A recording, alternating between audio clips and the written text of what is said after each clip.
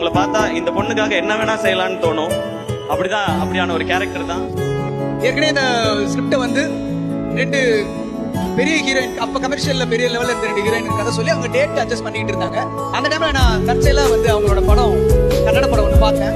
நான் அது 2 அப்படியே ஹோல்டு பண்ணிட்டு இந்த பொண்ணை கூப்பிடுங்கடா அப்படின்னு சொல்லி வர வச்சேன்.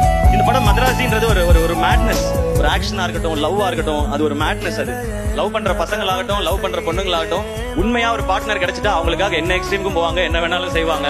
அப்படி உண்மையா ஒரு லவ் கிடைச்சா அந்த மாலதின்ற பொண்ணுக்காக ரகு என்ன எக்ஸ்ட்ரீம் வரைக்கும் போவான் அந்த பொண்ணுக்காக அப்படின்றதுதான் இதனுடைய ரொம்ப கோர்.